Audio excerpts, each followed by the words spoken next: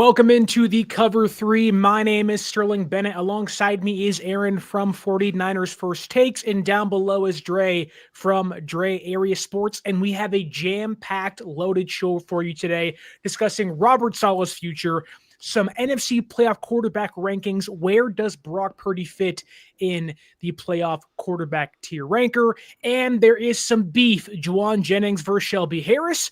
And now George Pickens and Richard Sherman are out there throwing haymakers on Twitter and social media after yesterday's Thursday night football game between the Detroit Lions and the Dallas Cowboys. But Aaron, Dre, how we doing today on a lovely bye-week Friday for the San Francisco 49ers? No stress weekend. Get to watch football and not care. Eat food. I get so much agita, which in Italian means like acid reflux. Watching 49ers. I was watching and eating pizza the other day, and it was the worst. It's like I gotta not eat when I watch games. It's bad for my health. So I can eat some food this weekend, eat some chicken wings, and not care. So I love how the show started off with Aaron. How you doing? I have acid reflux. Typically, if I'm watching football and eating pizza, I'm usually enjoying myself. But yeah, I get what you mean. And I look, it's the bye week. For me, this is a depressing week because look, as much as I want the Niners to get rest and get healthier and get ready for this, truly the second half of their season, I want to watch Niner football, and I can't do that. I have to go online and watch condensed game highlights of them versus the Browns and hope that Brock Purdy can continue to play the way he's been playing against the Browns. That's the Brock Purdy I want to see. That's the Brock Purdy that can lead us deeper into the playoffs and possibly the Super Bowl. We'll see. It does seem like the momentum around the 49ers is maybe as positive as it has been all year long going into the bye week. They're a 9-win team. They are, if everything goes well, could be the number 2 seed by the end of the weekend, which would be astonishing for how far they've come and how many injuries they've had piled up over the season. Still no Nick Bosa, no Fred Warner. And it seems like every single game there is somebody else that goes down, but they are surviving and to some degree also thriving in the NFC West. But a lot of the reason why they've been able to hold things together is defensive coordinator Robert Saleh. And we all know that Saleh came back this offseason, and we love having him here. He's been able to have his star defensive players go down and just plug and play guys in there. Well, it hasn't been perfect. They've been able to win a lot of football games because of his coaching prowess. And unfortunately, every offseason for the 49ers is not that easy because you have to wonder, will you lose one of your top-tier coaches? Now, Kyle Shanahan's safe and secure. We know this, but Robert Saleh's future is certainly up in the air for the San Francisco 49ers. And we have a report by Josina Anderson when she's not glazing Shitter Sanders. She is giving us some accurate reporting of Robert Saleh's future by telling us basically that 6 to 7 teams may have head coaching openings, and almost all of them have mentioned Saleh's name as a potential candidate for their head coaching job. Now, right now, there is not 6 or 7 head coach openings, but that could change at season's end. But when you hear just by rumors or just by what could be, Robert Saleh may leave San Francisco for a head coaching job. What is your first reaction to that, Aaron? Because mine is, please don't go. Please don't go. Please don't go. Just stay for a nightcap. He hasn't played with a full deck yet. Yeah. He hasn't played with a full deck. He's played with a lot of pieces missing. And he's done what he could for what he has. And it's not all been pretty. I mean, go to the Rams game. You really didn't have any answers for that. But like, Niners they're down. I mean, their whole defensive line, front 7, has been completely ravaged by injuries. Linebackers, defensive line, and it's it's a cast of misfits. You know what I mean? Players that were never going to be starters on their best day, and now all of a sudden they've been thrust into that position. So I give them a ton of credit. The show I did on Monday with Mike, who I talked about how I call it a master class with Kyle and Lynch, or Kyle and Saleh have done this season. A complete master class with the situation with multiple offensive players being hurt, and then go to the defensive side where your number 1 pass rusher, your number 1 linebacker, and then one of your star pass rusher, high top 10 draft pick also out for the season. I got nothing but praise, and it sucks. But at the same time, if not an opening is there for him, you want him to take it because he deserves it. So to me, I just hope maybe there's not as many openings as we think, and that they go with more offensive-minded coaches. Keep him at least one more year. We can keep him one more year and have him, here with a full deck next year with maybe more draft picks and free agent signings. Then I'd be I feel a little bit better about him leaving, but he can't leave yet, can he? Before Dre jumps in, I do want to remind you guys that if Saleh leaves after 1 year in San Francisco, the team gets no comp picks. So if he leaves, he's leaving high and dry and probably taking other guys with him. But Dre, when you think about Saleh leaving, what do you think about that? I think it sucks. I want him to stay. I want him to be here for a long time. I want him to be our D coordinator the way Steve Spagnuolo is the Chiefs defensive coordinator. Yeah. Now, granted, they're both at different phases of their lives. Spagnuolo is a much older man, while Robert Saleh is much younger, buffer. I know he wants to do his own thing, but he's going to get paid very handsomely to stay here as our defensive coordinator, and rightfully so. But to me, the only way that he leaves for a head coaching job is if the Niners go far in the playoffs. If they get to the NFC title game or they get to the Super Bowl, he's probably gone. If we get ousted in the first round, he's probably back next season. Because the longer they go, the more they'll say, look at what Robert Saleh has done with this ragtag bunch of 49er defensive players. He's turned Cleveland Farrell into freaking Myles Garrett. So I think that if we go far, he's gone, which is a detriment because we want to go far. We want to win a Super Bowl regardless of our injuries. But if we do, I think we're saying goodbye to Robert Saleh. Yeah, I just wonder, we've talked about this throughout the season of Saleh can be really picky about where he goes. And knowing that he's going to get a ton of money staying in San Francisco no matter what. And, there are some vacancies that quite frankly are not very appealing to a lot of people. And if you're Saleh, who is a defensive head coach, you don't get a lot of second and third chances. So I think maybe being more picky, maybe being more particular in what place and destination you choose to go to might benefit him and also San Francisco in return. Looking at some of the vacancies right now, the Titans job really doesn't stick out to me as one he may want. No. The Bengals are interesting because if they fire Zach Taylor, because they already have Burrow and Chase and Higgins, that could make some sense knowing the offense is more taken care of. He doesn't have to go out there and draft a quarterback. And they just got a new D coordinator in the room, which goodbye. That's an easy plug and play for Saleh. I just don't know if he'd want to go to Cincinnati with a really awkward ownership group who doesn't really want to pay their players. He already dealt with that in New York with Woody Johnson.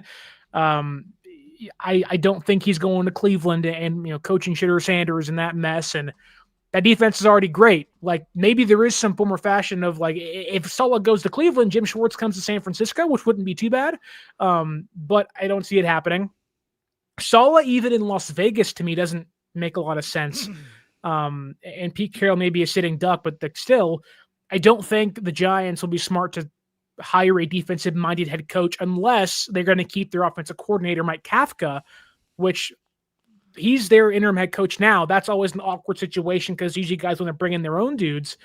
I just don't see a place on paper, at least, where Saleh makes the most sense outside of Cincinnati. Now, maybe if the Bills fire McDermott, they don't go all the way, but they probably should find an offensive-minded head coach to help Josh Allen and company out there. But it just seems like the opportunities might be slim pickings for Saleh and company, which may be a good thing for him. But I want to steer the conversation more to this year and with Saleh's potential jettison as a head coach in the offseason, because when this happens, when the coaching carousel opens up and teams start firing their coaches, there is a concern as to maybe your DC, your OC get distracted in the midst of a playoff hunt.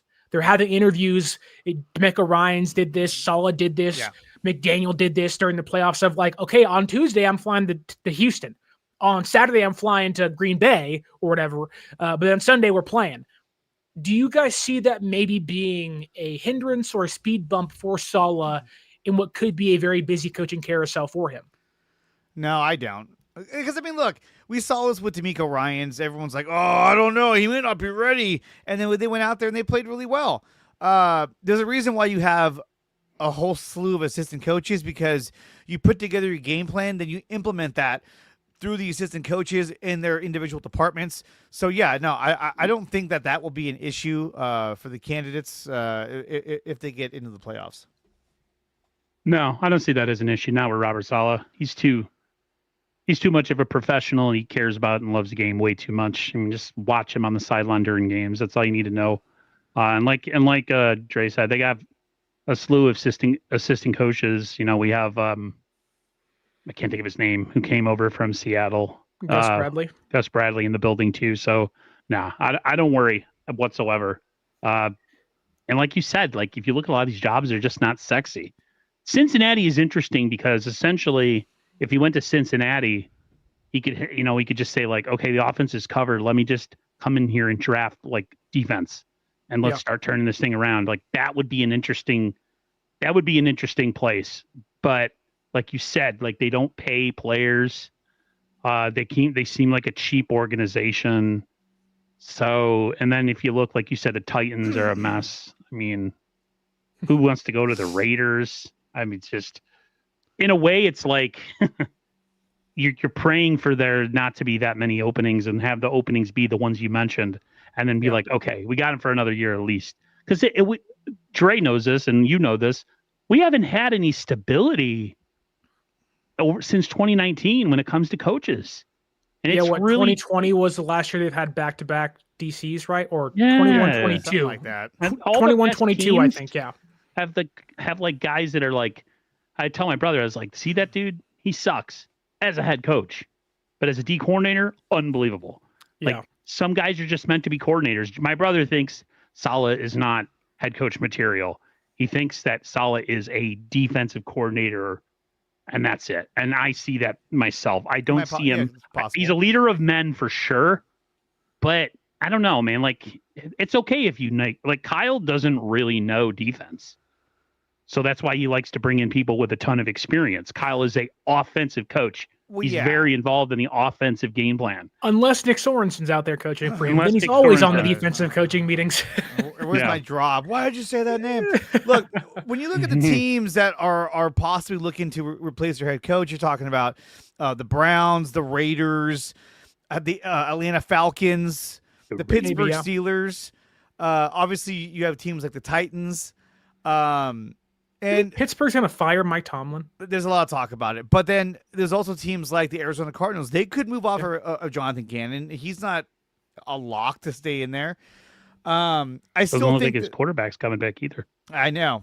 If there was a more stable quarterback in Arizona, I think that maybe he might go there because they have a lot of assets on defense.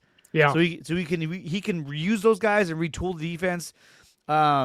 He's got Will Johnson, Walter Nolan. I don't know if Calais Campbell's going to be there next year, but when he's 45 years old. Yeah, Josh Sweat. So he's got a lot of guys on there that he could be like, hey, I can use those guys. If we had them on this team, they'd be phenomenal. So I don't see the Raiders because there's too much to do there.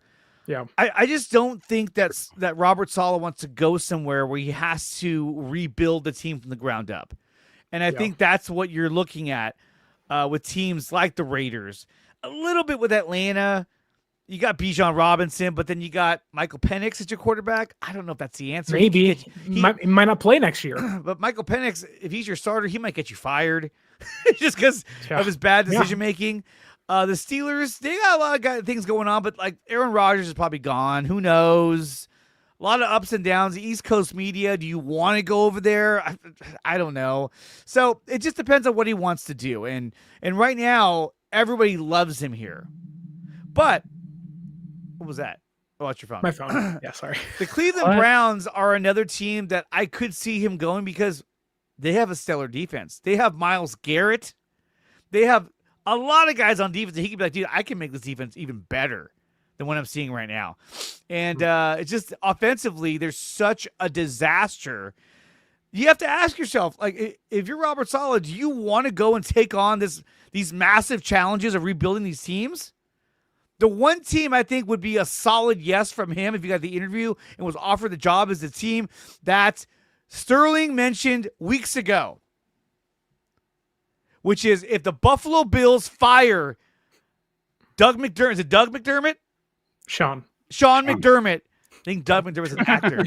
Dude, no, it was an NBA player for the Bulls and the Kings. Oh, yeah, that's right. But if McDermott gets fired from the Bills, I could see Saleh being like, yeah, dude, I'll take it. You still got Joe Brady there as offensive coordinator. Yeah. So to me, you have Josh Allen as your quarterback. Exactly. And to me, that would be a case where he goes, okay, I'm going to come here. I'm going to retool the defense, get them where I need to be at, and let Josh Allen do his thing on offense with Joe Brady making the calls. This would work. And to me, and he's right next to New York. So he'd be like, hey guys, I'm over here now. This is great. So that's the one location I think that Robert Saleh would leave the Niners to go to. It would be the Buffalo Bills. Can I tell you, I don't think McDaniel's getting fired. I don't think so either, and my brother's really mad about that. I don't know why he's not getting fired. Are you talking about McDaniel? They've been playing better actually of recent. Maybe it doesn't change much. They have a really talent. They have a lot of talent on defense. I bet they have a lot of talent on defense. They're a pretty good defensive team. It's just their GM was terrible. Terrible. Horrible. He needed to go, dude. That guy was like a fossil. Chris Greer. But can I tell you my two concerns of Saleh leaving? Did you know that Chris Greer has a brother of the last name Greer, obviously, and he's a general manager. Shocking. He's a general manager in the NHL, I want to say. Sharks? Is it the Sharks GM? Yeah, it's the Sharks GM. Okay, yeah.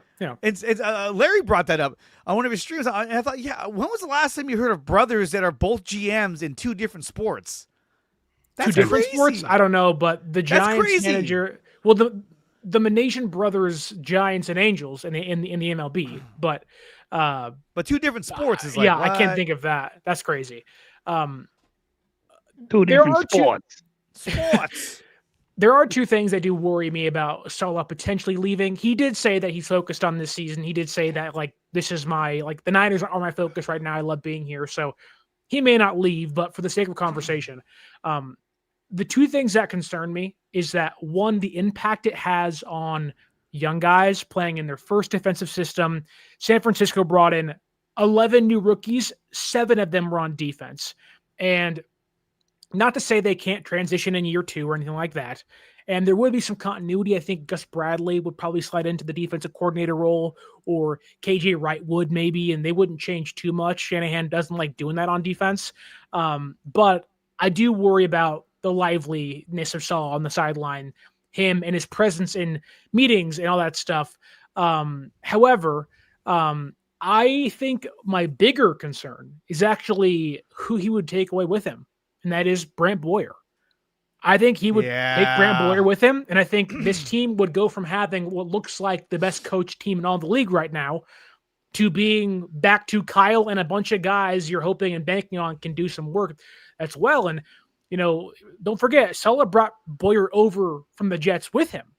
I think wherever he goes, Boyer's going too, and you're not losing what seems to be the best defensive coordinator in football.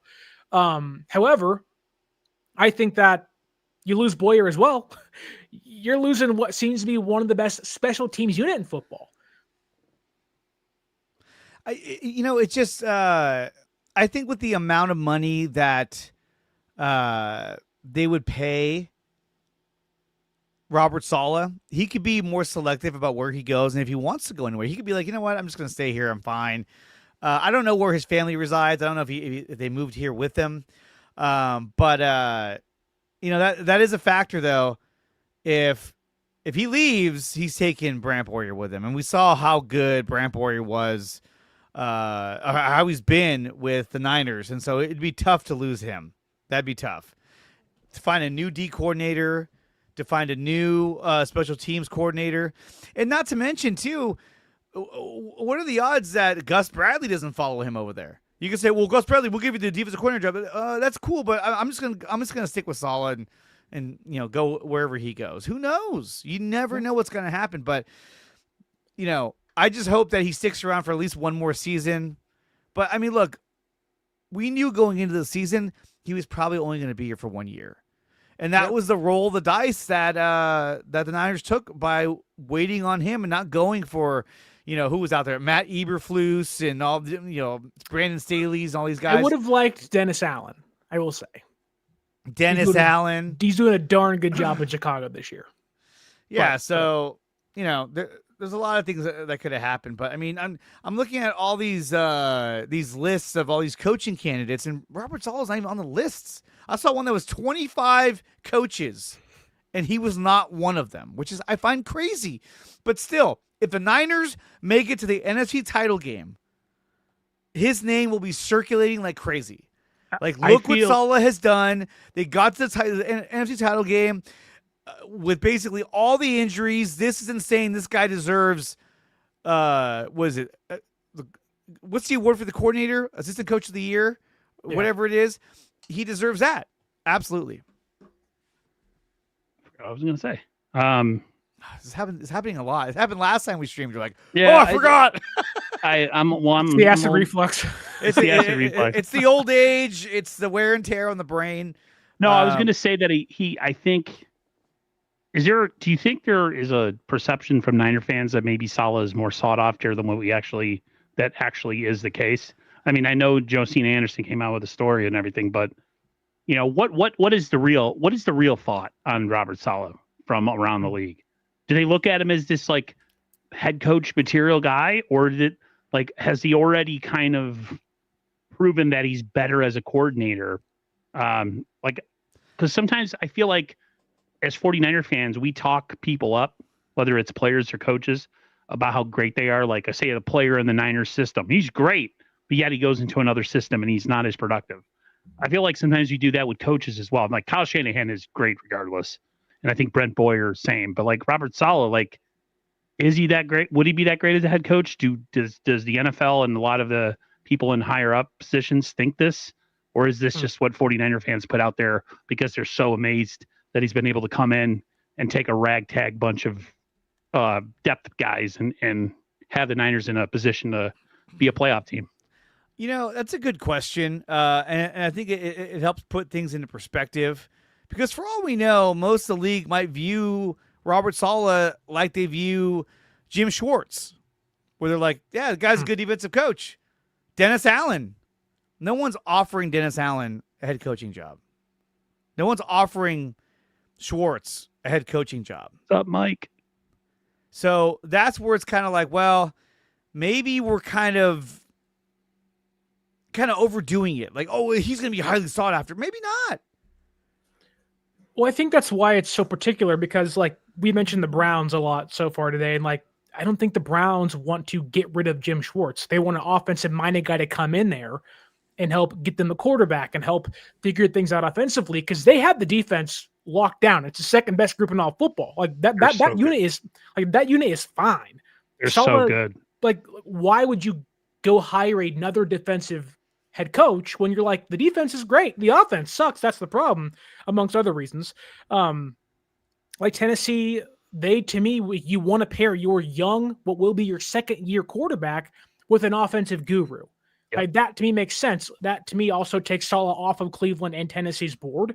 Again, Cincinnati makes a lot more sense for Saleh. The Bills make sense if they don't go to the Super Bowl because that defense actually is terrible. The Raiders, to me, it's like, okay, you want to bring in another head coach? You're already paying two of them.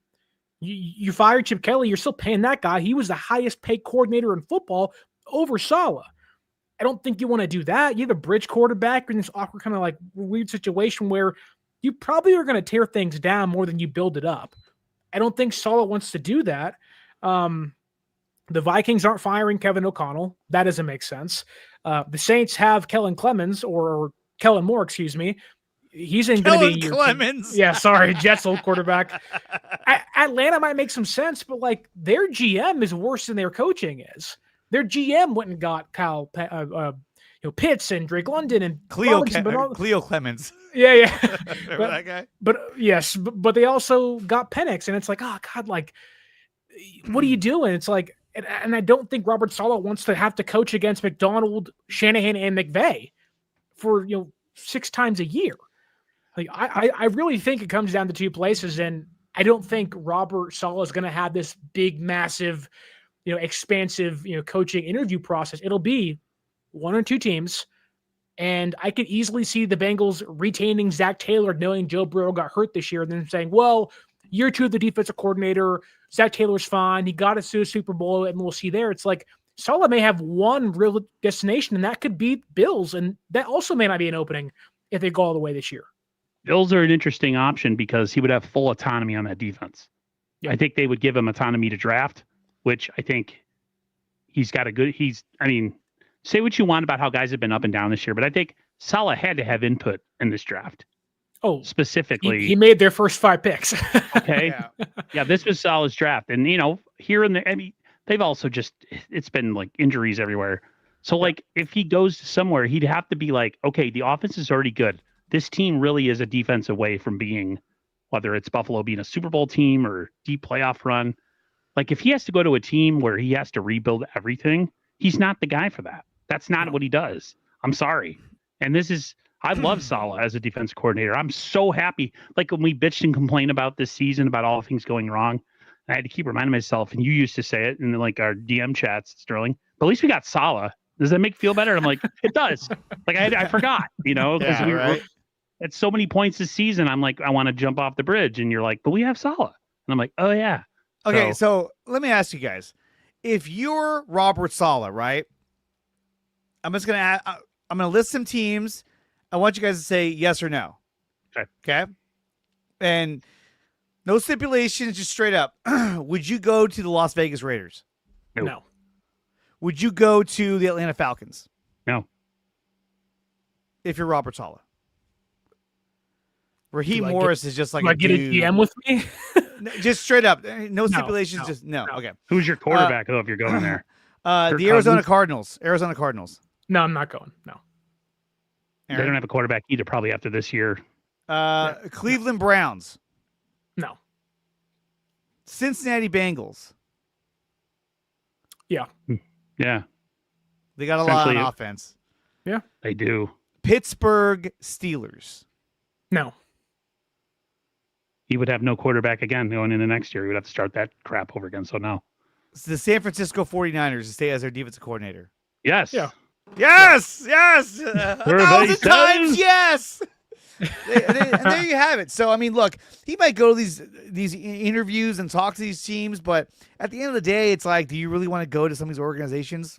Or live in California? Well, you also got to think, too, like, Saleh's leaving what I think is potentially the most stable position for him in all of football, right? He's coached here before. He has a luxury, so much respect in the building. He has a great relationship with Kyle and Jed and John Lynch. He knows the offense is taken care of. I know the guys are hurt now, but you're thinking about this. They're 9-4 right now. They can go to the playoffs, probably will.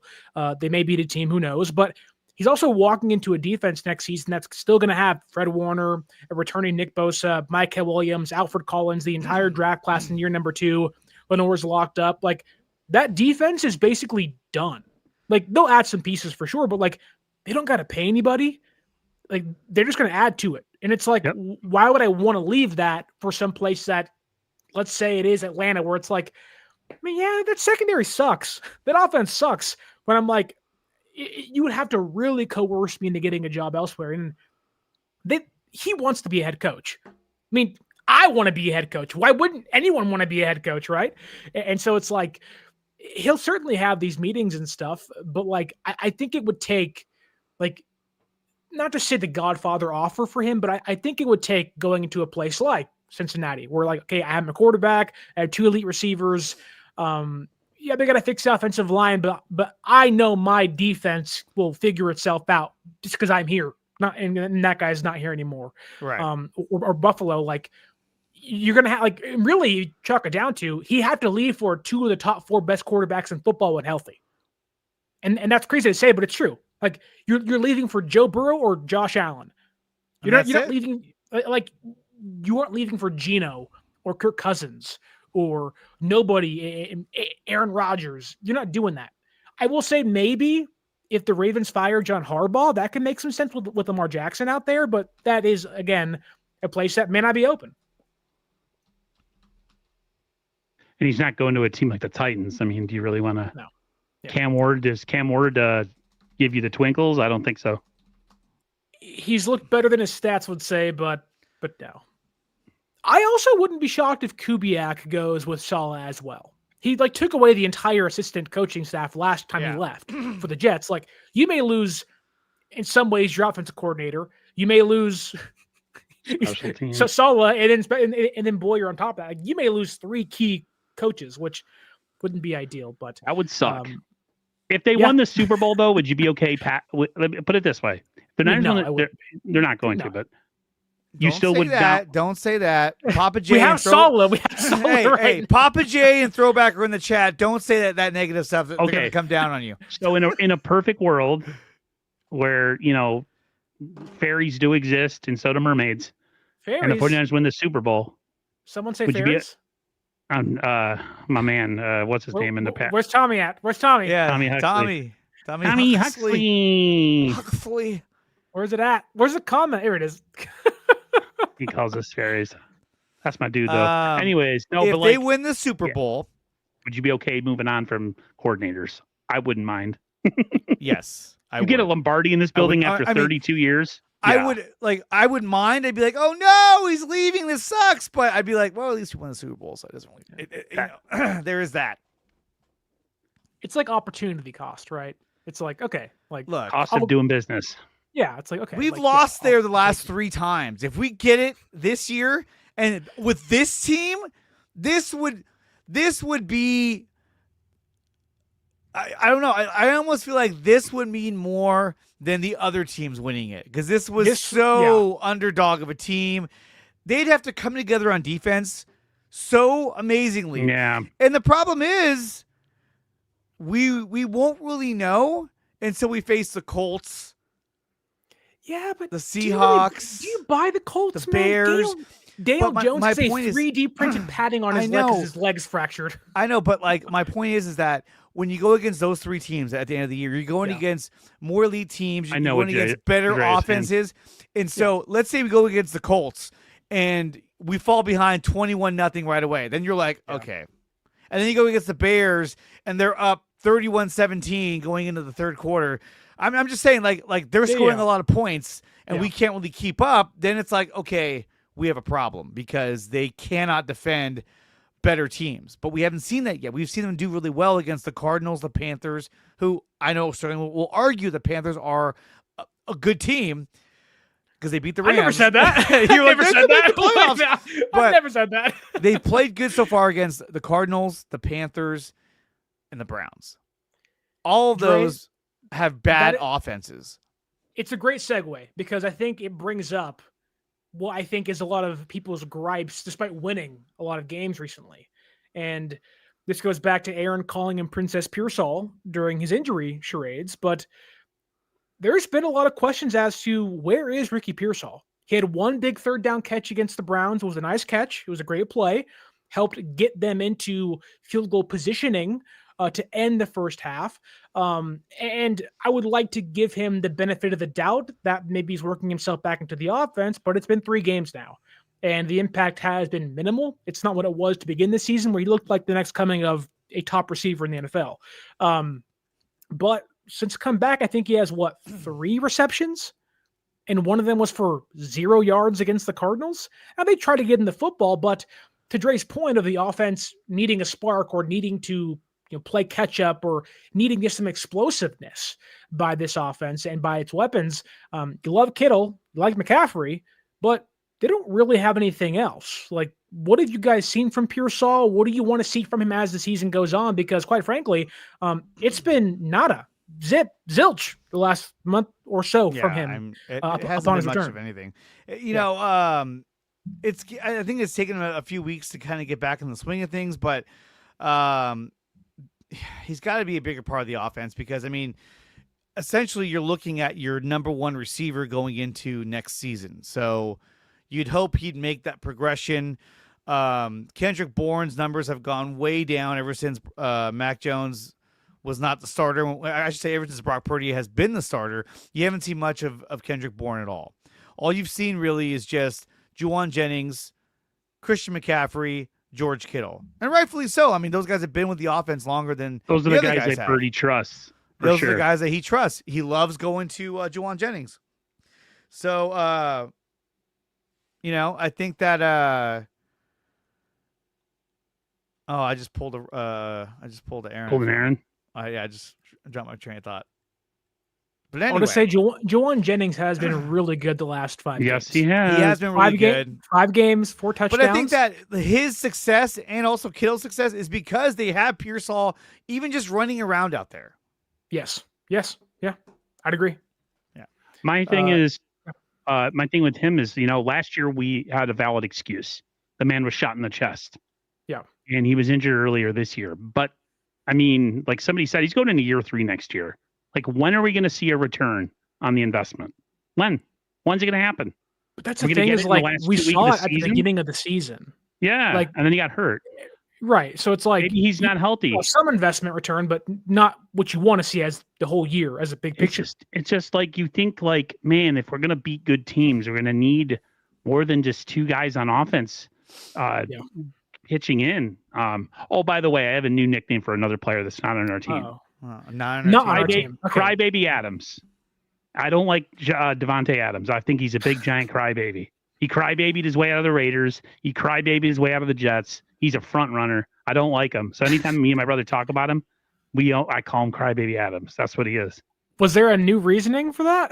Or you just he's just came out of nowhere. Like all of a sudden he's with Matt Stafford and now he's happy. He's like, I hate guys. I mean, like going from Aaron Rodgers and Jimmy Garoppolo will do that to you. Going from Jimmy Garoppolo, you play where you're signed to play. Stop being that kind of guy. He's a team hopper. Anyways, but no, like I've been an apologist for a while with him, and now I'm like, somebody posted something the other day, and my first instinct is always to like defend guys. I call him Princess Pearsall, but I know he could play when he's healthy, but like he hasn't shown anything. And it's scary because he did early on though, but lately he hasn't. And I think he missed so much time that like, I think he's not really gotten in a rhythm with Brock Purdy and with the rest of the offense. I don't know. Yeah. Like that's something that I think we can't forget. Like playing wide receiver is all about timing and chemistry. Well, and not only that, but like you don't want to be forcing things to Ricky Pearsall. Right. We saw Brock Purdy trying to force a touchdown to Ricky Pearsall, and it was an interception. We saw another pass. I want to say it was against Arizona that he tried to force the ball to Ricky Pearsall, and that nearly got picked off. So I think what it is that they are covering Pearsall very well. They know that he has explosive ability. I think when it comes to Jennings, teams know, okay, this guy is not an explosive receiver. If he gets it, he's not going to break one and take off for big chunk yardage. He's going to catch it and go down fairly quickly. So I think a lot of teams are playing the Niners to go to Pearsall and trying to take that away from them. Yeah, like maybe it's just me liking Ricky out of college at Florida and buying into what the offense could look like, which it's a shame that we'll never see what the Aiyuk, Pearsall, receiving core, whatever look like, because one of those guys decides to throw a fit. But I do wonder like how much the injury affected Pearsall, not just because of health wise, but just simply being on the same page with Brock. I do think Ricky has looked good in his routes and getting open. I just think that whatever plays he's getting open as, he's not getting the ball, which that doesn't mean you're bad. Doesn't mean you're not producing. Maybe you are opening things up for Kittle and McCaffrey and Jennings.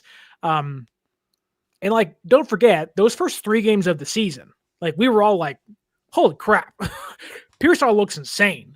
Now he's not, Jamar Chase. He's not, Justin Jefferson, but like the catch he made against the Cardinals to win that game, the big sideline catch, you were like, oh my God, Ricky. And when he went down, I think you saw the offense struggle because of it. Now, again, you want more from him. You want to see production from a guy you spent a first-round draft pick on. We all do, right?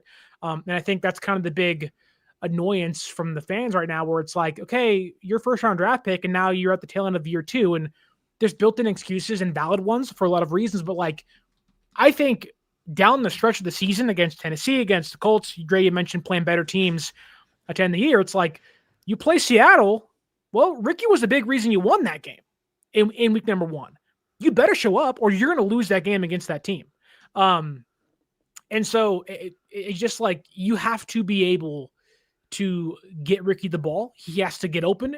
And I think if this team wants to be considered as a legitimate Super Bowl contender, which they think they can get there because the NFC is wide open, and that opens a whole other conversation in regards to trade deadline stuff. But like Ricky's a big reason as to why they're going to be a viable contender if they are truly one, which maybe I'll toss things to Aaron now because one of his big questions, or maybe one of his big kind of qualms, if you will, with the team is like, okay, you're 9-4.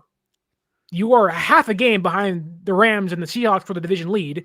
You have a chance for the number 1 seed, which is just insane right now. You had the most wins in the entire conference, and you didn't do anything, at least on deadline day. Now, you got Keanu White. You made some really important trades in the offseason. Brian Robinson looks good. Sky Moore's been awesome. Like the trades you have made have been good trades, but you stood pat and didn't do anything. And I know, Aaron, I'll give you the floor, but it's there for the taking. And you think had they done more at the deadline, it could be theirs.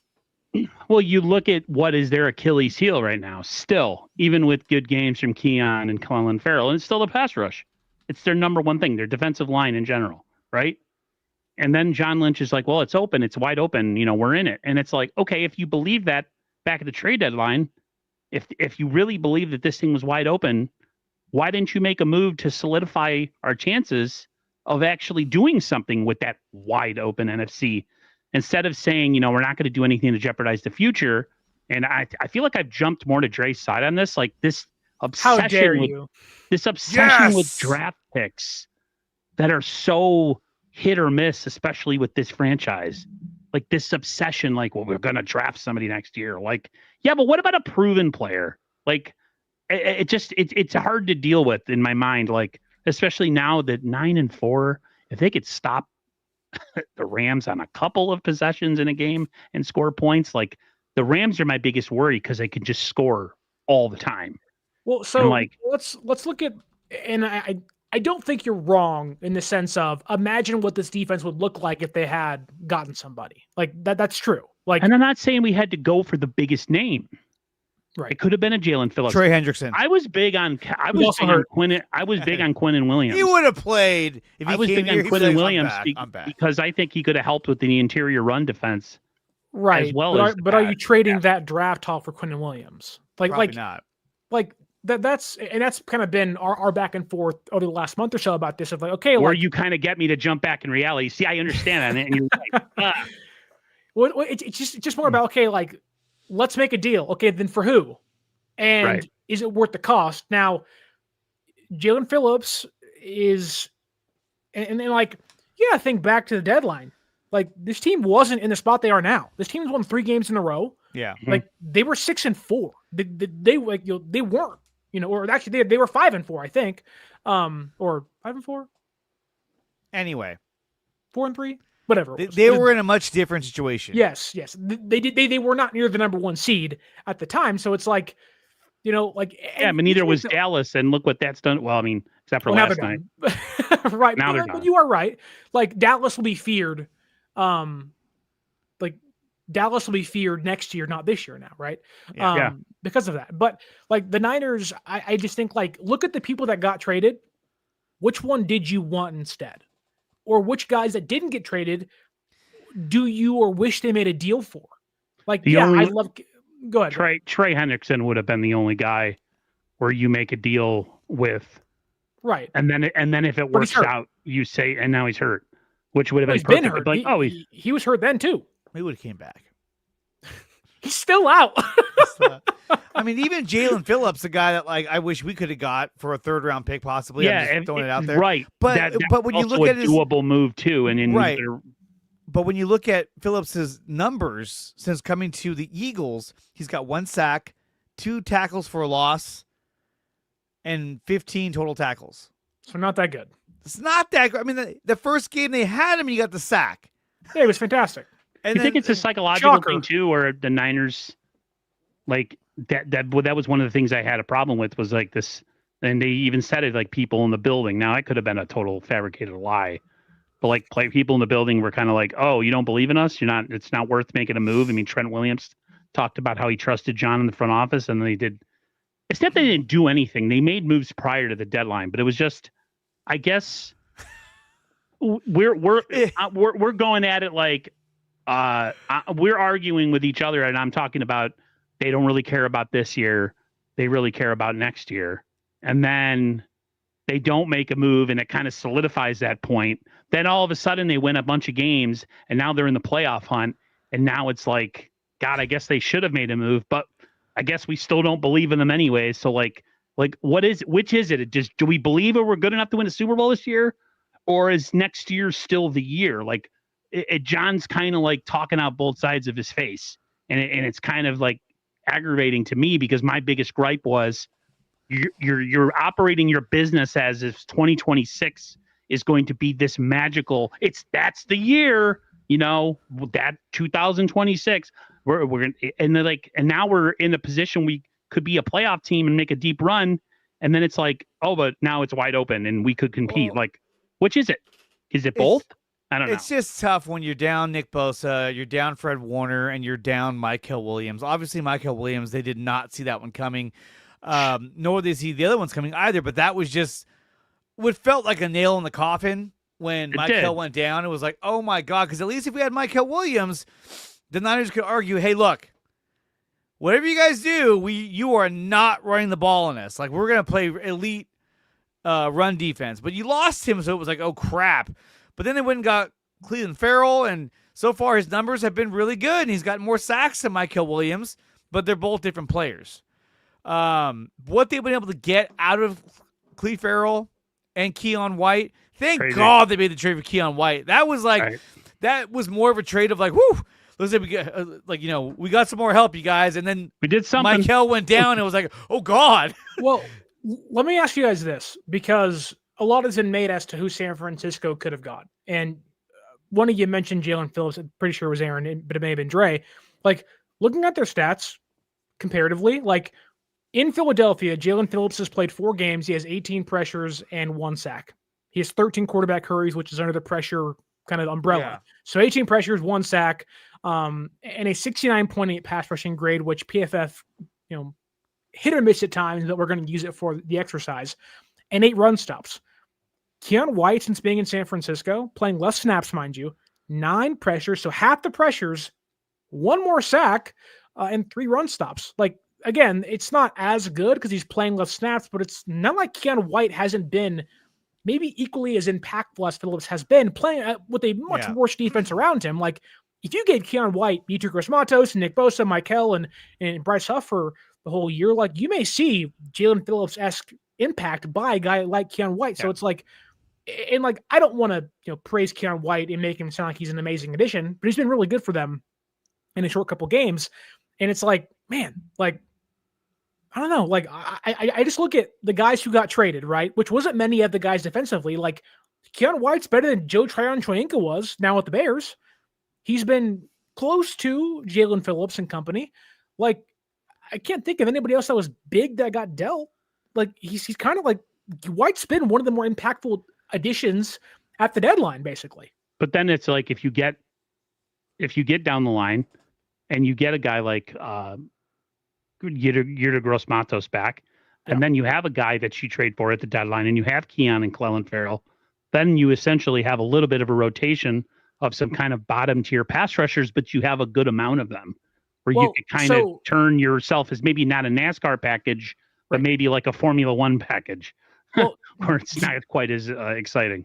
Do you like, let's say if everyone's healthy, not Bosa and Michael because they're out for the season, but like if you walked into, week 16, 17, 18 against the Colts, the Bears, Seahawks, maybe a playoff game with Bryce Huff, Yetur Gross-Matos, Keon White, Samuel Kawanu, Clelin Ferrell, and then you have the interior guys, like, it's not great by any means. It's probably the worst unit in the playoffs, but it's like, it's not like terrible. It's not terrible. And like I said, this defense is, at this point, this defense is built to stop your running game, stop the interior run game with guys and they don't do that very well. Well, guys like Jordan Elliott, Alfred Collins, C.J. West. This defense is built for that now, and so I think I would disagree. I think they do a pretty good job at that. Well, they're ranked really well, but they're actually shit against the run. Well, they're giving up like 6. They were giving up like 6 yards a carry. The Browns game, yeah, the Browns game withstanding against the Cardinals and against the Panthers and against really. Yeah, we were up on a well. couple of those teams, so they stopped running the ball. But when they were running the ball, they were effective. Yeah, you're right. Yeah, but and then again, it goes back to they can't get a pass rush. So to me, it feels like, hey, we have to do what we can to contain the run, because they cannot be like, hey, we're coming after you all, all 4 downs. They're not. So, look, we could talk about who they could have got at the deadline until we're blue in the face. But the fact of the matter is this: we got what we got, and there is no going back. There is nothing awaiting us other than Samo and Yatir Gross-Matos, who likely won't be back until the game against the Colts. Don't you love it? I know they're not coming back against the Titans because we don't need them for that game. But they are coming back for the Colts. You know what I mean? Okay. Essentially, they're like, hey, come back for the Colts. I don't want you to come back, hurt yourself, and then you're out again. And look, I have no faith that Yatir Gross-Matos hamstrings can hold up. I mean, those are like rubber bands right now. He'll injure himself getting off the toilet. Like, damn it, they popped again. I'm telling you, this guy's hamstrings are as bad as fucking Frank Ragnow. Like they can't. You guys heard about Frank Ragnow? How he tried to come back and he had a torn hamstring. Like, what were you doing? Bone. I mean, like, what was he doing? They were like, what were you doing? He's in shape. He was doing a stretch and was like, I don't know. Playing with his kids. He was running to the facility. Since we know who's coming back, or at least we hope we know who's coming back, let's get to somebody that we know is not coming back. Brandon Aiyuk. That saga it's over. I guess on the verge of being over. I know John Lynch kind of talked about, we're hopeful. I kind of hate to break it to John, but like, no one really cares. Like, nobody wants him back because he doesn't want to be here. Which I think is kind of the big thing of like, why would a guy come back that has no guaranteed money? And clearly there's a issue with him in the front office. Why would he want to play good for you, risk injury, and then maybe never play again? I don't know. I do want to get into something that really isn't about Brandon per se, but more about the report that I think it was David Lombardi, albeit I think we kind of already knew this about a year ago, that the Niners wanted George Pickens in return for Brandon Aiyuk when the trade discussions were happening. Not to know about you guys, but George Pickens looks damn good. But also, he's a head case, and I don't want him. Like, they're all head cases. Ayuk's a head case. Debo's a head case. Sky Moore's not a head case. Yeah, Pearsall's not a head case that we know. Juwan Jennings is a head case. They're all head cases. But yes, Jerry I agree. Wasn't. George Pickens he's a diva, along with CeeDee Lamb. Yeah. CeeDee They're Lamb. out there going to the casino on Saturday nights and coming in late to Sunday night games against the Bears. But George Pickens, not to say that we often discuss the liveliness of George Pickens out there in Dallas for obvious reasons, but I think Kyle would hate George Pickens. Like, I think there would be physical confrontations, not just like, Juwan's yelling at Kyle or, short skate. It would be like, no, they're throwing fisticuffs on the sideline. Like, do you want Jack Johnson and John Hurley right here? You're going to get some freaking hands because you don't go out there and do things right. He doesn't block, got an attitude. He wouldn't just be in the doghouse. He'd be locked away in the dog pound. They'd call animal control and say, take him away. We don't want him. Like, and to a point, I don't even think that Lombardi's reporting is accurate. I don't think they wanted Pickens because of those exact reasons why. You think Kyle Shanahan wanted George Pickens? Hell no. Hell no. What about the report that they wanted Justin Jefferson? No, that's not a report. They wanted him. Everybody wants him. It's like, hey, good They save. want to give him. Oh. Sterling's frozen. That was a full-on froze. Full on. Oh, he's gonna have to exit out more than likely. But Bet you his internet look, just dropped. there was a report that from Lombardi that George Pickens they wanted him. It's possible. I mean, I would imagine. Hey, we'll trade you our star receiver for your star receiver. That makes sense. I think that he's a playmaker. That would have helped the Niners, but it is what it is. I don't think that. I mean, would he have done good in the Niners? Probably. I don't know. And then there's even talk about the Niners could trade for. Dude, what happened, man? I'm like, we're trying to buy time for you. I don't know. It was Brandon Your internet Aiyuk. just dropped, and you were doing you left on a topic that like I wasn't even that invested into, and I was like, well, anyway, George Pickens. I'm like, you were doing like a Charles Barkley, like Shaquille O'Neal, Kobe Bryant. That's terrible, man. That's terrible. Dude, I'm not kidding. I was talking, and then it was like all the screens were black, and I was like, I don't know what's going on. And I got hacked. It's like, damn. Anyways, George Pickens. Jim Everett the Great hacked your account. Yeah. Gosh darn it. Joseph Ehrenberg's out there. The negativity brought the show down. Papa J is trying to shut things down. He's like, no, Sterling. We don't want Pickens. Dude, this comment saw to block it. Ryan Hensley jumped into our room and tried to get us all kicked out. Oh, my goodness, man. But look, anyways. Yeah, Pickens is neither here nor there, Did you guys see though? And the reason why I brought up George Pickens was because of the drama with Sherman. Yeah, he's a little bitch. Okay. After what Sherman said, he called him out. Why are these so soft? These players are and his response, you can tell he wrote that and he crafted it all night, all morning, and then said, "Okay, this is." He had that on drafts. He had Send. a draft of that, and it was like, "Got him." Hell yeah. In reality, it's like, dude, you're backpedaling, you're defensive, and you're being a little bitch. It's like, that's one of those things where when he makes those comments about you, you just don't say shit. You just move forward and play hard next time. I'll just weird. Put it on the screen for you. He wrote it like it was a poem. It was just like, why is it Dear Hair Club for Men? Yeah, why is it so narrow? I'm like, well, what are we doing here? Right? Like, you couldn't just write a paragraph, leech weirdo, and then. Not only that, but this guy, he writes like he talks. So what's up with the Capitals? Is he like yelling, Richard Sherman? Like, what is the problem? He texts like courage the cowardly dog. Just like, dude, like, what's happening? Well, no, he writes like he talks. That's a clear sign of low intelligence. CTE? But this is a team game. LMAO. I'm not the only one on the team. Stop becoming an analyst and talking about one player when we play in a team's game. It's like, oh, so it's everyone's fault, not just yours. Okay, that's good. Divert blame to the rest of your team. Got it. Lots of shit has gone right. Has got to go right for explosive plays, and it's funny because I thought former players would know that such as Richard Ussy Ass Sherman, who BTW ain't without the Legion of Boom. We all remember San Francisco, brother. Well, he was all pro. What are you talking about? He helped us get to a Super Bowl.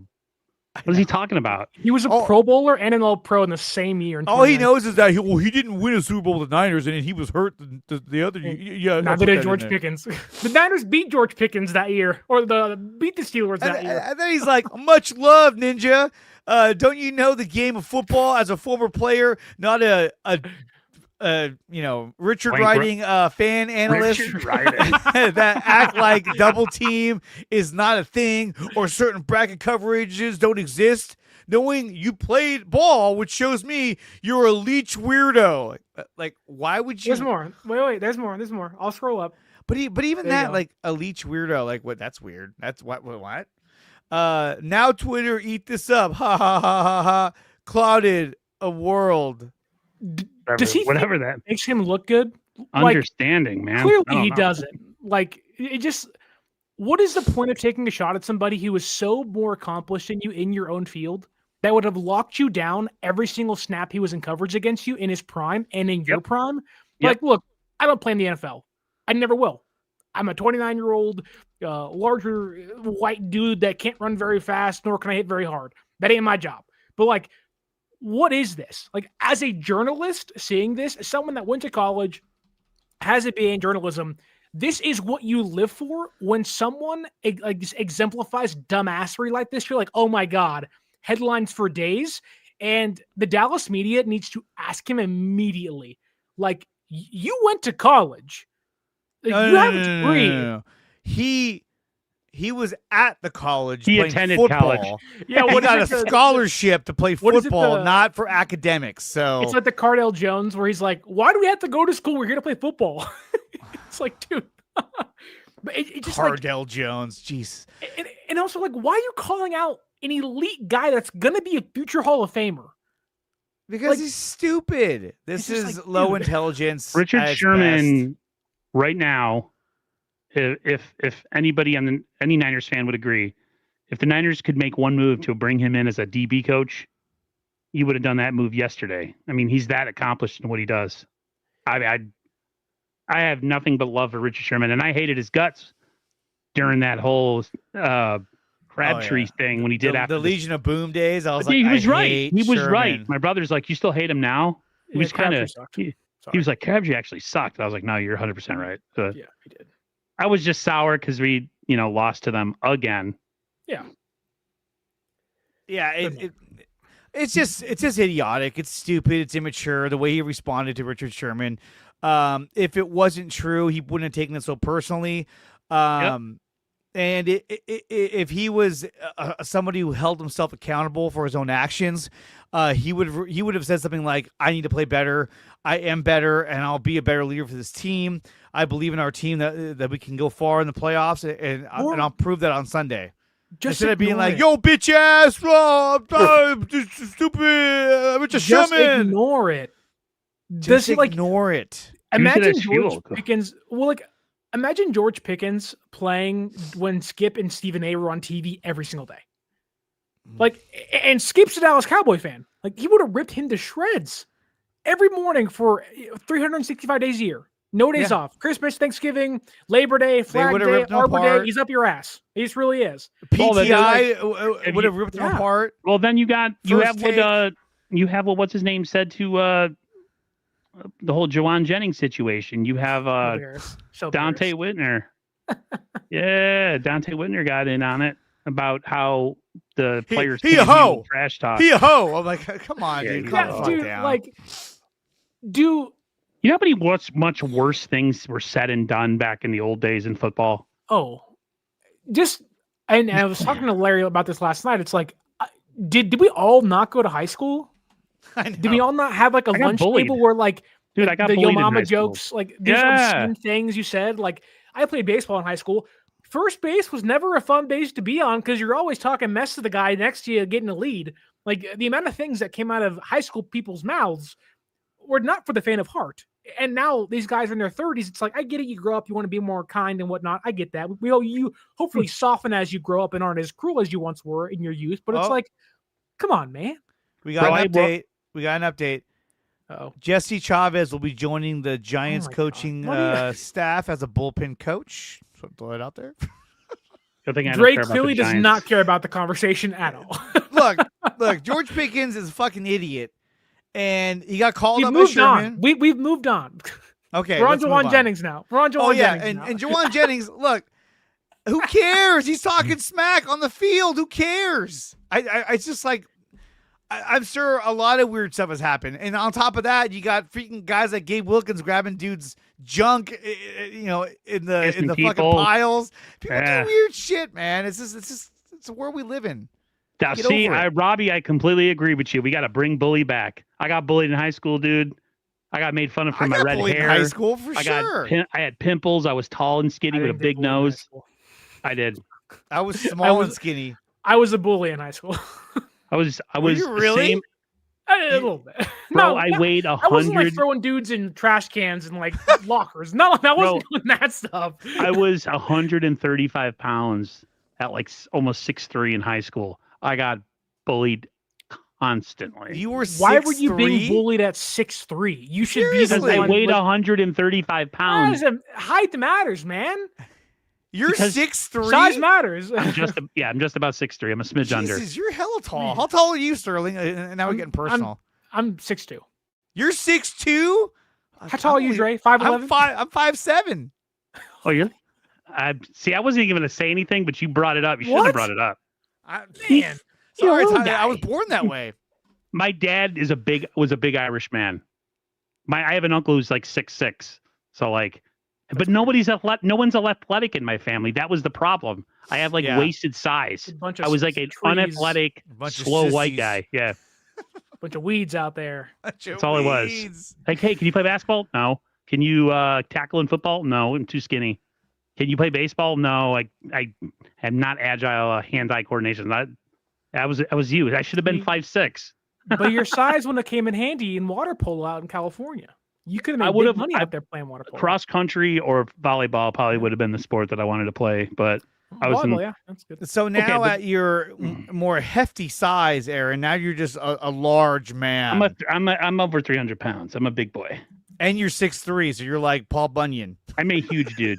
I'm a very large individual. So what would your response be if Shelby Harris called you a hoe? Because Juwan Jennings didn't do anything about it. No, and Juwan Jennings did exactly what you should do: laugh and move on. That's it. Current Aaron in 2025, as opposed to Aaron when he's in high school, I'd slap him right in the freaking right across the side of his temple, as hard as I possibly could. I would knock his ass out.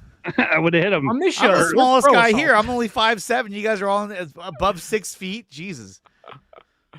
Oh man, jeez.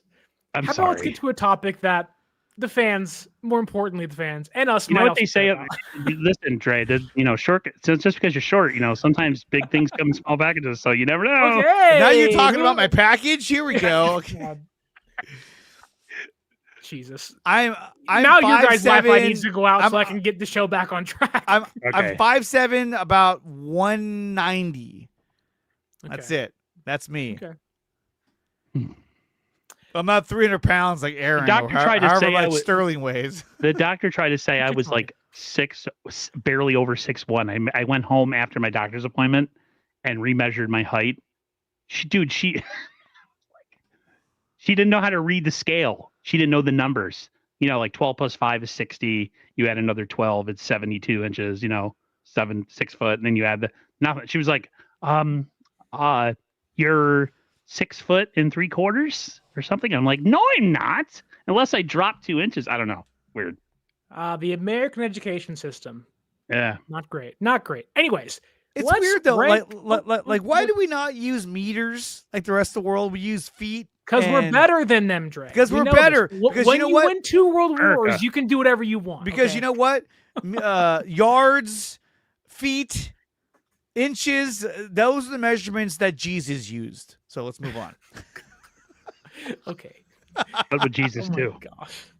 We went from the Wi-Fi going out to Juwan Jennings being called a hoe. I blame this on you, Sterling. You're the one who threw the whole thing off. You had to freeze up. It was Jim Everett in the comments. We know this. You know what it is? It's your damn Time Warner cable down in Southern California. It's not owned by Netflix. I have Spectrum too. What are you trying to say? I have really good internet. Spectrum is a full-on endorser of the Los Angeles Dodgers, mind you. Hey, I live in Southern California right now. So I don't follow baseball, so I don't care. I used to be a Yankees fan until I realized that was a complete waste of time. Well, one thing that's not a complete waste of time is our next topic. That is ranking NFC playoff quarterbacks, going from right now, the still somehow in the mix Dallas Cowboys, all the way up to the number 1 seeded Chicago Bears. Let's rank some QBs on the show today. And the reason why I want to do the exercise is simply because I think it will actually shock us and the fans at home just how good Brock Purdy might still be and where he ranks in this crop of quarterbacks. Okay, right now in the NFC, including last night's Dallas Cowboys loss and Detroit Lions win, the Cowboys are the number 10 seed and the Bears are the number 1 seed. So we have 10 quarterbacks we're going to rank today. Starting with number 10, we have Dak Prescott of the Dallas Cowboys, Bryce Young, Jared Goff, Brock Purdy, Jordan Love, Sam Darnold, Baker Mayfield, Jalen Hurts, Matthew Stafford, and Caleb Williams. I'll bring the teams up on the screen for us. But Aaron, what do you think about those teams, and who do you think is the worst quarterback currently in the NFC playoff picture? Caleb Williams. Really? Yeah. I don't believe in Caleb Williams at all. That's crazy. Both you think Caleb's the worst quarterback remaining in the NFC playoff picture? Actually, I don't think he's the worst. I just want to pile on and say I don't believe in Caleb Williams whatsoever. I don't either. I think the worst quarterback in the NFC, you say? The NFC playoff picture, 1 through 10. Oof. So this playoff bracket you see, okay. I'll zoom in here for you guys. 1 through 10. So Bears all the way to Dallas. The Bears all the way to Dallas? Yes. Oh, the worst quarterback's Bryce Young. It'd be a toss-up. The bottom three for me in no specific order. Yeah. Jesus. Hey, chill. The bottom three for me would be, like I said, in no specific order would be Bryce Young. Where is he? Bryce Young, Sam Darnold, Caleb Williams, and to top it off, Jalen Hurts, because they all suck. Okay, I think I can go with that. No, I agree with that in no particular order. That's like the shitbox bunch. Yep. Okay. Bryce Young, Caleb Williams. Starting with number 10, I think we can all agree Bryce Young is the worst quarterback still in the NFC playoff picture, right? Yeah. Okay. Number 9, yes, he's very small. He makes bad decisions. He's just not great. Although pretty clutch on fourth downs against the Rams. It's one game, and quite frankly, the offense is stuck in the mud because of him a lot of the times. Okay. The number 9 ranked quarterback remaining in the NFC playoff picture, Dre, who do you think it is?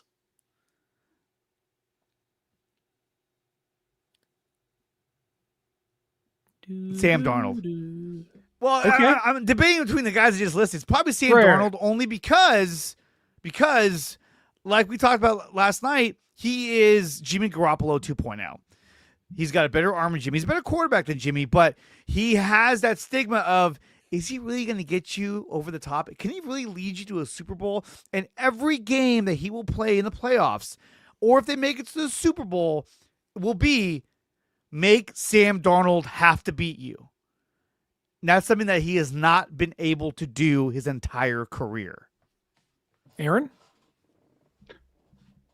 This is going to piss a lot of people off, but I'm going to go Purdy. And it has nothing to do with the past. It has everything to do. It has everything to do. Listen, I'm going based on right now, this current version of Brock Purdy. Right. There's a lot of quarterbacks I'd pick in front of him, mainly because he's not 100% healthy. He hasn't really proven that he can consistently push the ball downfield yet.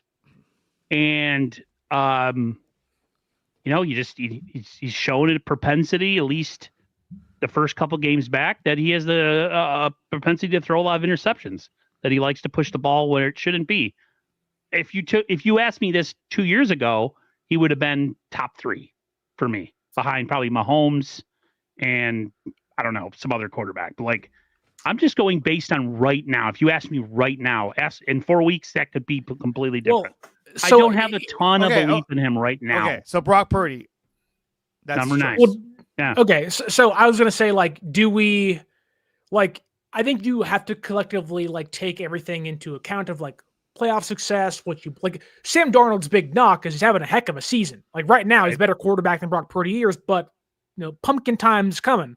Is he going to be pumpkin or going to grow into whatever pumpkins turn into after, I don't know, words are hard, analogies are dumb. But, where does Jalen Hurts fit into this?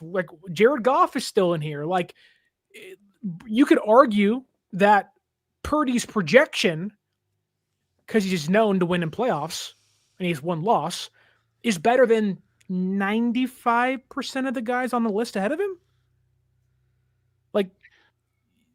That doesn't seem too crazy to think, right? But I'm not really basing anything off the past. I'm basing it all off of this year and what I've seen. Okay. Because in any other time, I would rank Love below him, Okay. Or, after, or, he would be right.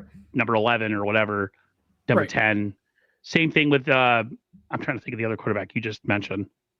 Jordan Jalen Love, Hurts, Caleb Jalen Williams, Hurts. Jared Yeah, like Goff. Jalen Hurts. I mean, if you would ask me this last postseason, well, actually, no, he wasn't. Well, he was good in the here. Super Bowl. I'll ask you this point blank. Would you take Caleb Williams over Brock Purdy right now? No. So then wouldn't Caleb be the number 9 quarterback? Just walked into that one. All right, look.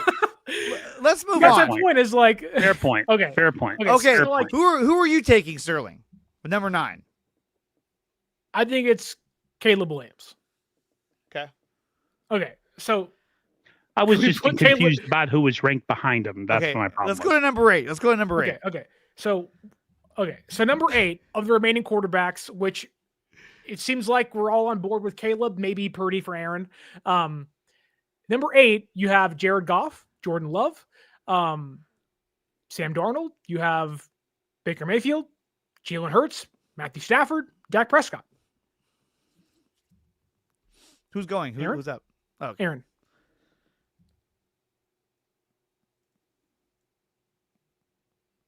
Aaron? Yeah, I'm thinking. Okay.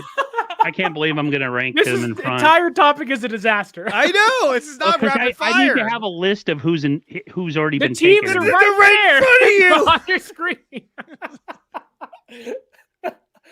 Here, I'll go. Put 'em I'll go two next. and I'll two go next. together. You Team think about it. quarterback. I'll go next.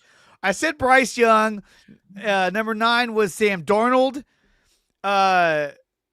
Number 8, for me at least, is gonna have to be what's his face, Caleb Williams, because he hasn't proven anything. I don't know what he'll do in the playoffs because already this season he hasn't shown me a lot. Okay. Aaron, what do you think? Jared Goff. Okay. Sterling, what do you got? I think I'd put Jared Goff here as well. Okay. Let's go to number 7. Because remember, I already dropped Sam Darnold, so Yes. Right now we have Bryce Young being the collective worst quarterback. Then Dre said Darnold. I said Williams. Aaron said Purdy for 9. And then for 8, Dre had Caleb Williams. And then me and Aaron agreed on Jared Goff. Number 7. I will start here. And I think Dak Prescott belongs at number 7. Having a heck of a season, MVP caliber. It might win it. Dallas probably has to win some more games, but other quarterbacks on the board still. Dak, to me, just freezes in the playoffs and doesn't really put it together. I'd put Dak here amongst the other quarterbacks still remaining. Same. I would go with Jared Goff. Goff still hasn't proven that he can get his team over the top. He got the Rams to the Super Bowl, didn't do anything in the Super Bowl, and cost them that game. When we saw him lay an egg last year in the playoffs, we saw him lay an egg against the Niners. So my vote is for Jared Goff. Okay, number 6 of the quarterbacks remaining: Matthew Stafford, Jalen Hurts, Baker Mayfield, and to many of us, Brock Purdy, Jordan Love, Sam Darnold. Who would you have at number 6, Dre? At number 6, I'm going to go with Dak Prescott because he's having a good season this year, but he is always been known to shit the bed when it comes to playoff games and high pressure games. Look at last night. That was a big game. And I'm not going to blame Dak Prescott, but they still lost. So my vote goes for Dak Prescott. Aaron? He's like, same. No, I was going to go with Eagles quarterback. Jalen Hurts. Jalen Hurts. That's who I'd go with too. I think Jalen Hurts is terrible. I think he's terrible. Okay. Okay. So number 5. Who, Aaron, do you think is the number 5 remaining quarterback? Give me who's remaining real quick. Well, it depends. For you and myself, it's Stafford, Baker Mayfield, Sam Darnold, Jordan Love.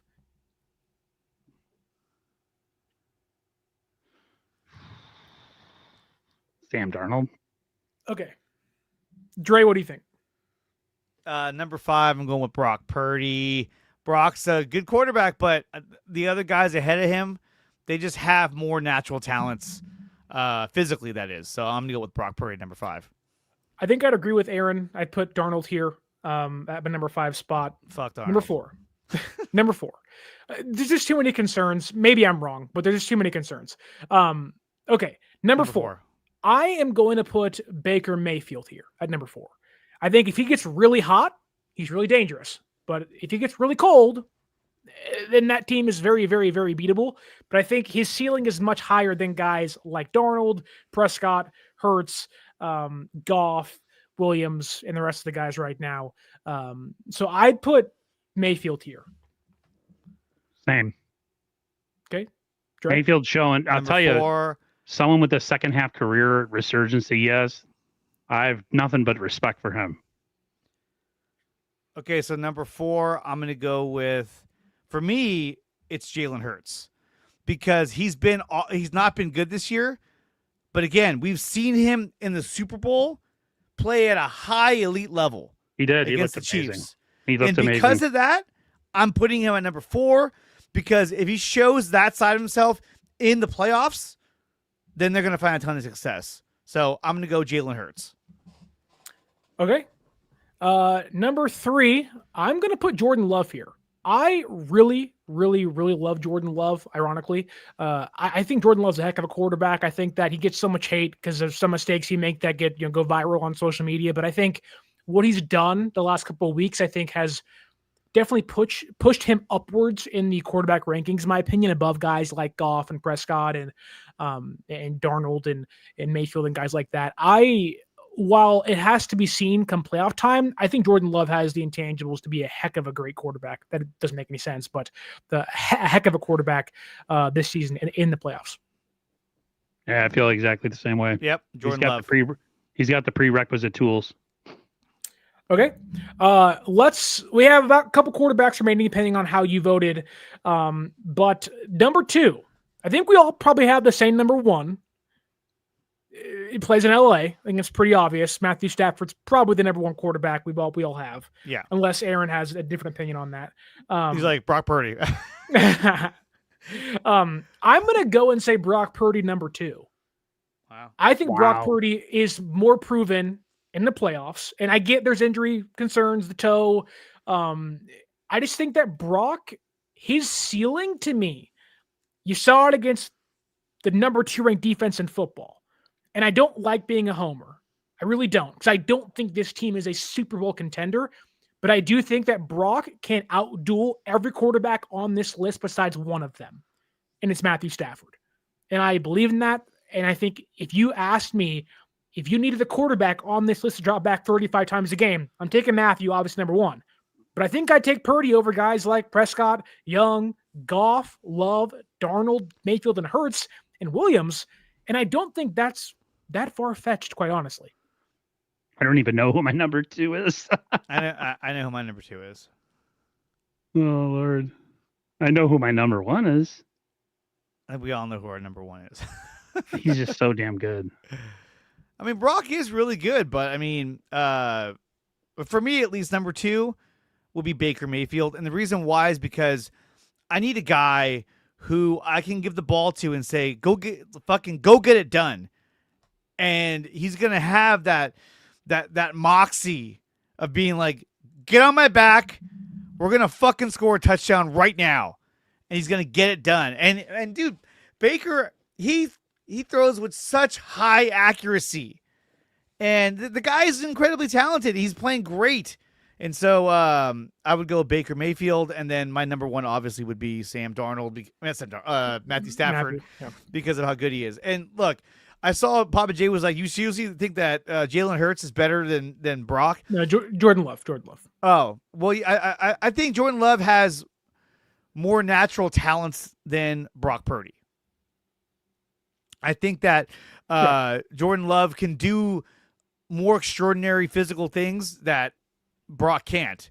But I think Brock is a better processor of the game, and Brock makes better decisions than Jordan Love. But when it comes to Jalen Hurts, the reason why I have Jalen Hurts ahead of Brock Purdy is because Jalen Hurts won the Super Bowl. Jalen Hurts beat the Kansas City Chiefs decidedly. They annihilated them. And so because of that, he gets 1 spot ahead of Brock. Otherwise, I would have moved Brock up a little bit, but Jalen Hurts did that last year. If you could do it again, then it's going to be good things for the Eagles. So I think Aaron's number 2 is Jalen Hurts. By default. You hadn't picked him yet. Yeah, I think by default it was Jalen Hurts. I mean, dude, look at his. Don't look at his performance. His Super Bowl look at his was numbers. Incredible. No, his Super Bowl performance was incredible. Yeah. But I thought you were just talking about now. That was your big thing of your big knock on Brock, which was probably fine. I think Aaron kind of lost track of the quarterbacks. I lost track of the list. That's my problem. I apologize for that. Well, there you have it, folks. Somebody told us that we suck. No, it's just me, guys. It's just me. It's just me. I needed to write down all these guys are idiots. Thank you. I needed to write down the quarterbacks on a piece of paper so that I could on this. Don't forget to like and subscribe, Sam. Yeah, like and subscribe because we got a lot more where that came from. Don't go to 49ers First Takes. He doesn't know what he's talking about. Okay, so collectively, tell me if I'm wrong here. I have the list in front of me on my notes. Our number 1 quarterback is Matthew Stafford. Yeah, we can all agree. Without a shadow of a doubt, he's that good. Yeah, he's probably going to win the MVP this year. Dre, you had Baker Mayfield number 2. I had Brock Purdy number 2. Aaron, you had Jalen Hurts number 2.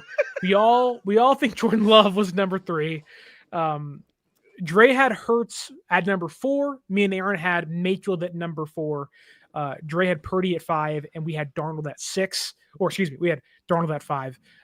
Then Dre had Prescott at number 6, and I had Hurts at number 6. I think that Aaron had Goff at 6, and then so on and so forth on the list. But it's kind of crazy that Aaron thinks Brock is the second worst quarterback remaining in the playoff picture.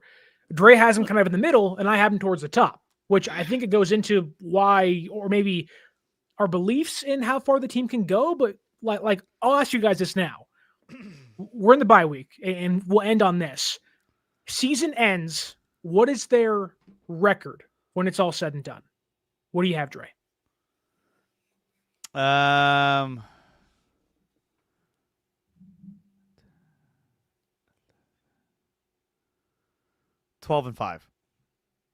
So you have them winning 3 more games. Yeah. What do you think? 11-6. I think they go 2-2. Okay. I think 11-6 is 2. pretty fair. Which I think if they go 11-6 or even 12-5, that to me is surpassing expectations. Papa J is just ripping into us now, Aaron. And Aaron, with your rankings, you couldn't even beat Technical. I was actually pretty good with Technical. I always chose the Chicago Bears of Walter Payton. I chose the 49ers, man. Right, Montana to Bo right. Jackson. Bo Jackson was a phenom in that game. Oh my god! But so could we agree that San Francisco thus far has exceeded the expectations we had for them? Absolutely. The biggest thing holding them up is that can their defense hold up against a more elite offenses?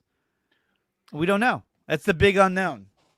Based on the bag of goods that John and Kyle were trying to prove, without even saying it, they were kind of giving us this is a reset year, and it was that's pretty much what it was, and expectations. They didn't have to say it, but expectations were definitely, at least from fans and myself, and the way that they kind of position things, not going to be as high as in previous years. And whatever the Niners did to outperform themselves would be a bonus. And that made sense when, you looked at the roster, the way it was currently constructed in the beginning of the season before people got hurt. But the fact that they've still been able to hold to that based on the injuries is even more ridiculous. Okay. And it makes you more sad that they don't have those players healthy, because I think in a way, John and Kyle almost they didn't believe in us. They should have believed in us more based on what we've been able to do with the players that we have right now. So I don't know. How good of a job? Let me ask both of you guys this question. What would our record be if we still had Bosa, Warner, and Michael Williams? I think it could be the same, but it would look different. You know what I mean? The optics, the defensive optics. I think maybe we don't get completely crushed by the Rams. Maybe instead of it being 40 whatever, maybe it was a closer game. Maybe they only score 30 points, 28 points. Casual maybe, fans like undefeated.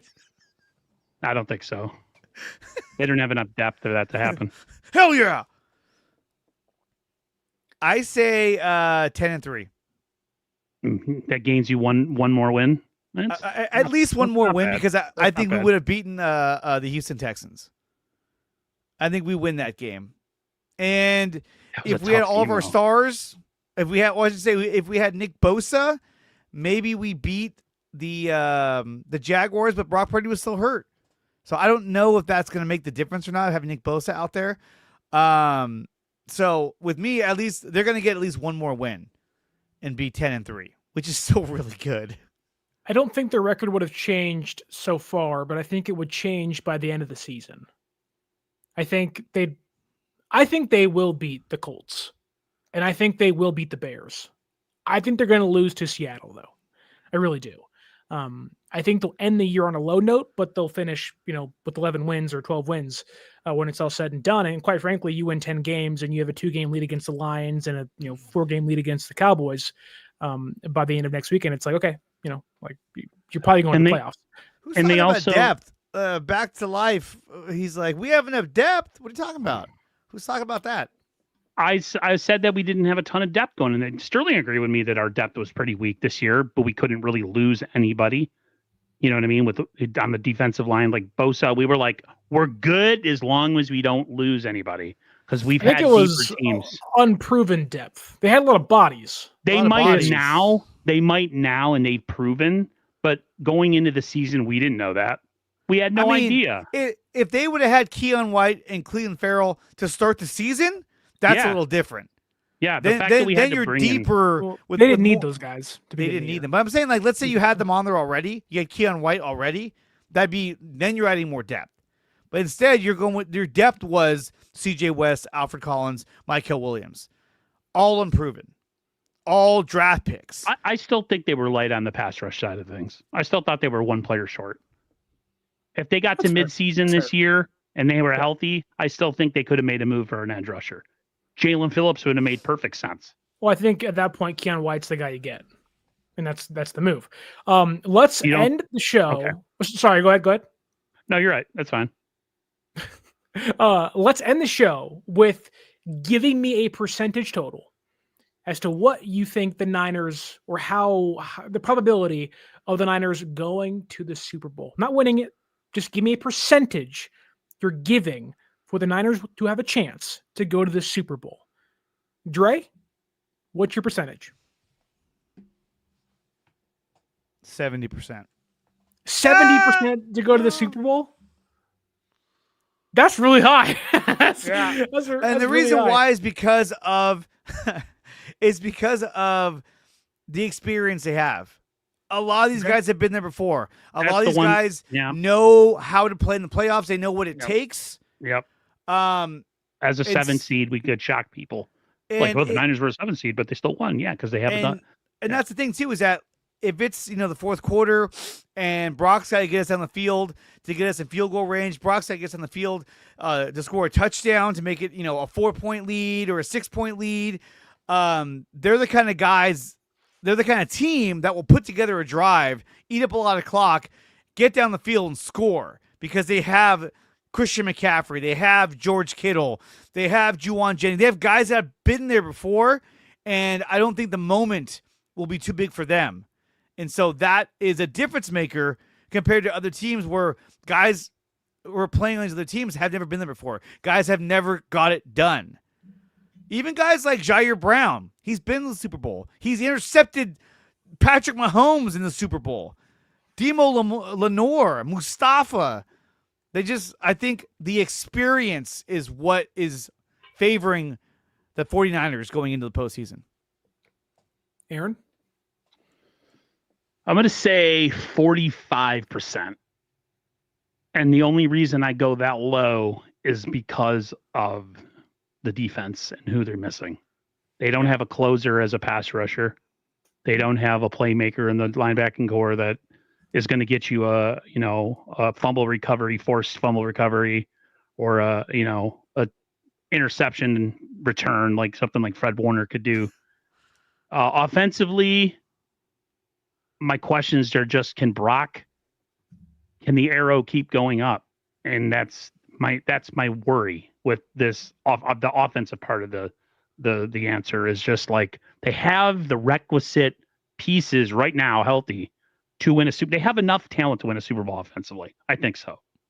Purdy, Kittle, Christian McCaffrey, Juwan Jennings, Ricky Pearsall, whatever. Like they have enough. I think they have enough. There's teams that have done more with less. So, but with Brock, I just don't know what he is right now. I want to see him. The foot still doesn't look, and he says it's not a problem, and I try to believe him, but like, I don't know. Just between Brock's kind of my question mark for Brock or what he is, and the defense not lacking kind of some closers. 45% is as high as I would go. I would never go above 50%. It wouldn't happen. Yeah, I think I'll give the Niners a 40% chance to go to the Super Bowl. Obviously, depends on the route they have. 40% chance. It's all about who you play, all about when you play them. Yep. Momentum's a big thing. I think if the Niners can somehow climb at least up to the 5th seed, going on the road and playing Carolina or Tampa Bay, round 1 would be great. Have somebody go beat the Rams for you in the divisional round. Right. It's like, the Niners, I think, can hang with anybody. Even that Rams game, they outscored LA in that from second quarter on. They really did, which is crazy to say. Like, you just got to avoid the big start they can have. And I think, you get healthier and you get Brock back and things will change. It took a lot. Like that, it was an ugly beginning to that Rams game for the Niners. But I'd say 40% chance. Dre said 70% chance, and Aaron said 45% chance. Dre, I hope you're right. Everybody in the comments, thank you for watching. Wait, real quick. I just gotta get this out there. I swear to God, this is some random Giants. It's not coaching edition. No, it's not. Tony Vitello. No, it's not. But what it is. How confident are you guys? Because I'm very confident in this. How confident are you guys? Everyone in the chat, if you're still listening, I want to know, how confident are you that Fred Warner can come back during the postseason? Percentage-wise. Aaron says 0.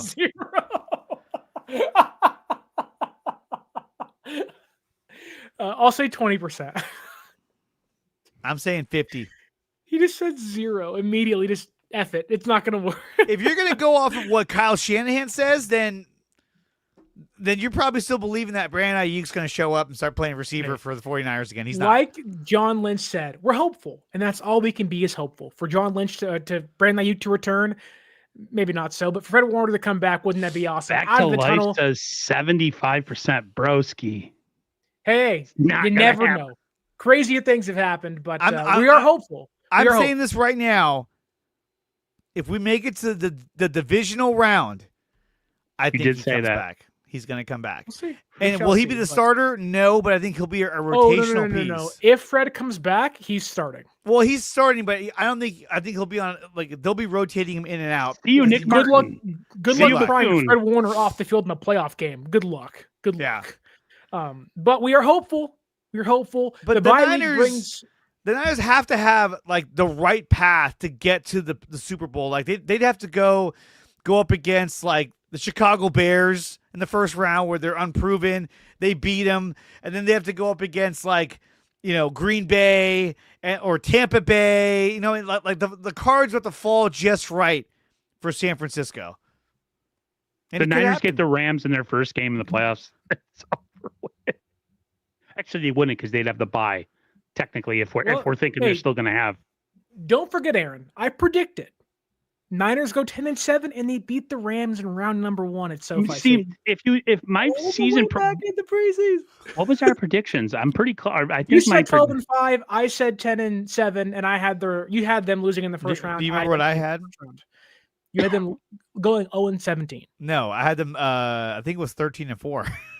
Hey, it's on the table. It's all on the table right now. Because I was imagining Fred Warner and Nick Bosa running around and a trade target on the trade deadline. With an easy schedule. You know it's too good. Yeah. You know it's too good. They're never going to be fully healthy. But again, the bye week brings so many great opportunities, have these conversations, and dive into so much. And hopefully San Francisco can get healthy, at least getting Yetur Gross-Matos, Samuel Kawanu, and maybe even Fred Warner back if they can take a deep playoff run in the month of January. But don't forget to like, share, and subscribe to all three channels. Gray Area Sports down below. To my left is 49ers First Takes. Then, of course, this is 49ers Access. Thank you all for listening, watching, liking, and hopefully subscribing to all three of our channels. This has been the Cover 3 podcast. For Aaron, for Dre, my name is Sterling Bennett. And as always, until next time, stay faithful.